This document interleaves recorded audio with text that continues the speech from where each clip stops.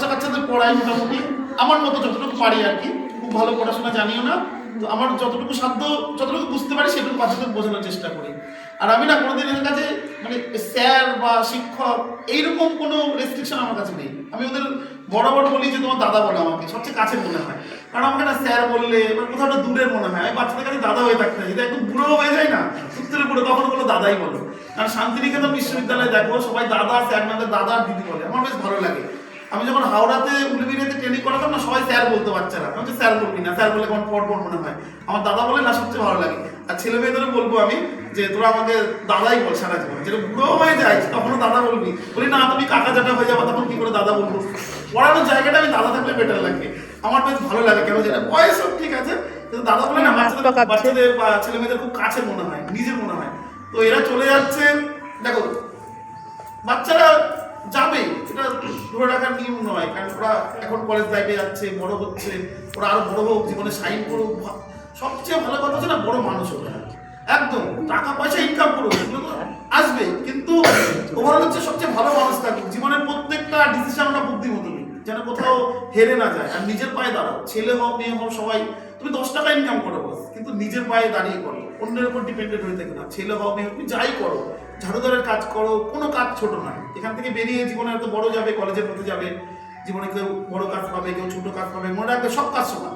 তুমি 1 লাখ টাকা মাইনে পাচ্ছ, আমি 10,000 টাকা পাচ্ছি, এ 5,000 টাকা মাইনে পাচ্ছে, 20,000 টাকা মাইনে পাচ্ছে, টাকা কোনো ম্যাটার করে না ভাই।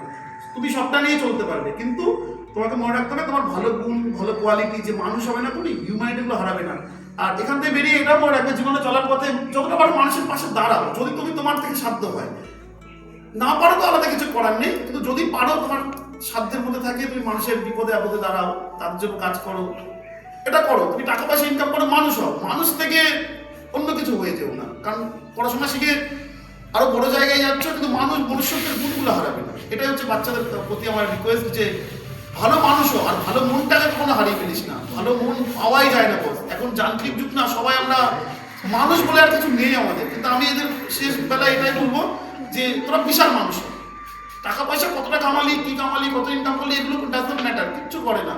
কিন্তু তোরা যখন ভালো মানুষ হবি না, সেটাই হচ্ছে না মাস্টারদের সবচেয়ে বড় পাওয়া। আমি চাই আমার প্রত্যেকটা বাচ্চা ভালো মানুষ হোক।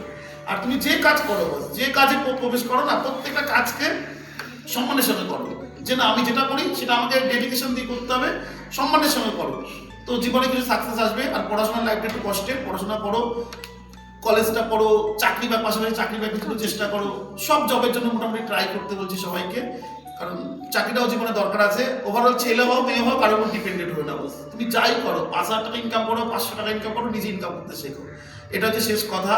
আর মিস করবো এই বাচ্চাদের, বিশাল মিস করবো এদের প্রতি। এই যে এই 2 বছর 4 বছর এত ভালোবাসা তৈরি হয়েছে, ধারণার বাইরে।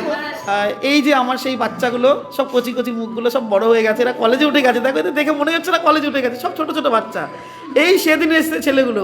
ভাই আরেকটা বিষয় দেখো, মাস্টাররা বলে বাচ্চারা দুষ্টুমি করবে না, চঞ্চলতা করবে না। আমি বলি বাচ্চারা চঞ্চলতা করুক, দুষ্টুমি করুক, পড়াশোনা ঠিক করুক। ভাই পড়াশোনা ঠিক রেখে তুমি চঞ্চলতা করো, দুষ্টুমি করো, আনন্দ করো, ফুর্তি করো, ঘুরতে যাও, সব করো। আমি বলবো না তুমি জীবনে শুধু পড়াশোনাই করো, আনন্দ ফুর্তিকে জীবনে ত্যাগ করো না বস। জীবনে সবটা দরকার, কারণ জীবন থেকে আনন্দ হারিয়ে গেলে জীবনের কোনো মানেই থাকে না। অনেক বড় হও, কিন্তু আনন্দ বাদ দিয়ে নয় বস, আনন্দ করো। যারা বলছে না ঘরের মধ্যে থাকো, খাঁচার পাখি হয়ে থাকো, থেকো না। জীবনটা একটাই, একবারই এসছে পৃথিবীতে, এরপরে আসা হবে কিনা যাই না। টাকা পয়সা ইনকাম করো, চাকরি বাকরি করো, সব করো, কিন্তু আনন্দ করো।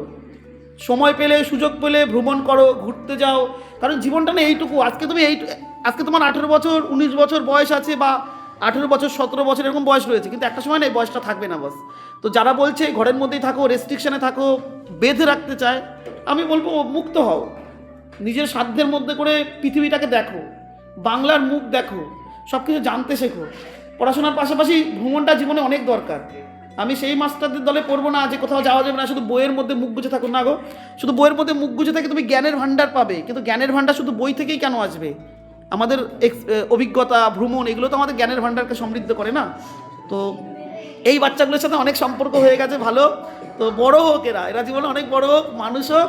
যখনই দেখবো এদের প্রতি আমার ভালোবাসা অনেক। আমার অনেক বাচ্চারা হয়তো আজকে 2-1 আসেনি, কেউ অনেকে হয়তো আমার কাছে পড়তে এসে চলেও গেছিলো, তাদের প্রতিও আমার ভালোবাসা থাকলো। সবার পরীক্ষা ভালো হোক। তো আবার নেক্সট আমাদের পিকনিক আসছে, মার্চের 1 তারিখ আমি চাই সব বাচ্চা কাচ্চা আসুক, ওইখানে একটু আনন্দ হবে, নাচ গান হবে। দেখো, একদিন দুদিন আনন্দ করলে কিছু হয় না, পড়াশোনা করো।